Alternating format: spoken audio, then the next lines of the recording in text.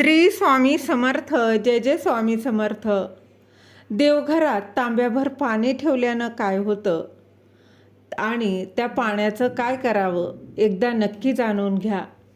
त्याच्याच विषयीची संपूर्ण माहिती या व्हिडिओत मी तुमच्यासोबत शेअर करणार आहे. हिंदू शास्त्रानुसार प्रत्येकाच्या घरात देवघरात जल असणं आवश्यक आहे.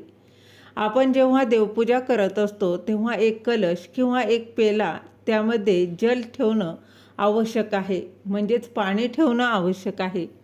तर काहींच्या घरात देवघरात सुद्धा जल नसतं, कारण देवघरात जल असेल तर त्या घरात शांती समाधान नांदते. कारण माणसाला सुद्धा तहान लागते. तसे आपण देवघरात प्रत्येक व्यक्तीने देवघरात एक पाण्याने भरून कलश ठेवायचा आहे.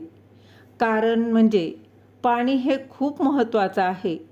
नेहमी तुम्ही कलशामध्ये किंवा एक छोटासा बघा चंबूमध्ये किंवा छोटासा तांब्या भेटतो, त्या तांब्यामध्ये तुम्ही हे जल भरून ठेवायचं आहे. ज्यांच्या देवघरात जल हे नसते त्यामुळे त्यांच्या घरात भरपूर अडचणी येत असतात. कोणत्याच कामांमध्ये यश येत नसते. तुम्हाला जर असं घडायला नको असेल तर तुम्ही अवश्य बघा तांब्याच्या किंवा चांदीच्या कलशामध्ये तुम्ही नक्कीच पाणी भरून तुमच्या देवघरात ठेवा.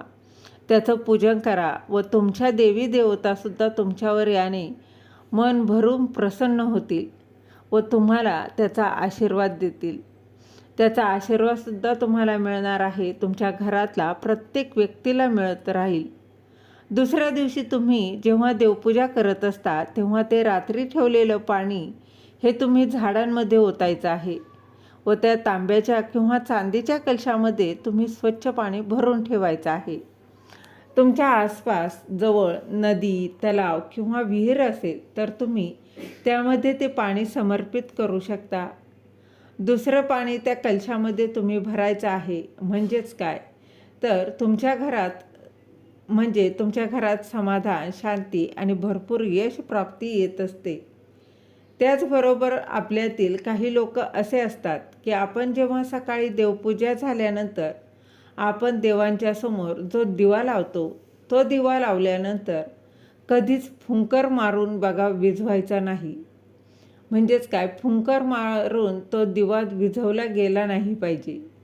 जो आपण सकाळी दिवा लावलेला असतो तो स्वतःच्या मनाने विझतो, तो शांत होतो. पण त्याला कधीच फुंकर मारू नये. कारण जर तुम्ही ही फुंकर मारला तर अग्निदेवतेचा अपमान होऊ शकतो. तुमच्या घरात अपयश निर्माण होत राहील. हा अग्निदेवतेचा अपमान होतो आणि मानला जातो. त्यामुळे अग्निदेवतेची पवित्रता ही जी आहे ती खंडित होते. अशी चूक तुम्ही कधीच करू नका. आपण रोज सकाळी संध्याकाळी अगरबत्ती लावत असतो. ती अगरबत्ती लावताना त्याला देखील कधीच फुंकर मारून कधीच विझवायची नाही. ती कधी विझते त्याची आपण काळजी घ्यायची. पण मित्रांनो आणि मैत्रिणींनो, काहींच्या घरावर मुख्य दरवाजाला दोन्हीही चौकटीला शुभलाभ किंवा स्वस्तिक चिन्ह काढून हे मुख्य दरवाजाच्या दोन्ही कोपऱ्यात असणं आवश्यक आहे. तर बाहेरच्या मुख्य दरवाजाला जर तुम्ही शुभलाभ किंवा स्वस्तिकचं चिन्ह काढल्यावर तुमच्या घरात मंगलमय वातावरण निर्माण होतं व सर्व काही अडचणी देखील याने दूर होऊन जातात. सर्व कामे किंवा जी काही जे आहेत तर ती होतात, ते मंगलदायी होतात. बाहेर कोणतीही व्यक्ती जर घरात प्रवेश करत असेल तर त्या स्वस्तिकवर किंवा शुभलाभ लिहिलेल्या त्यांच्याकडे जर बघून ती व्यक्ती जर घरात प्रवेश करत असेल तर त्या घरात समाधान शांती ऐश्वर्य समृद्धी हे सर्व काही आपोआपच येत जात राहतं.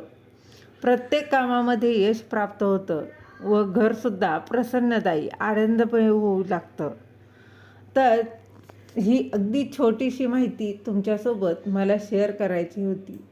तुम्हाला ही माहिती आवडली तर लाईक करा, शेअर करा, सबस्क्राईब करायला विसरू नका. श्री स्वामी समर्थ.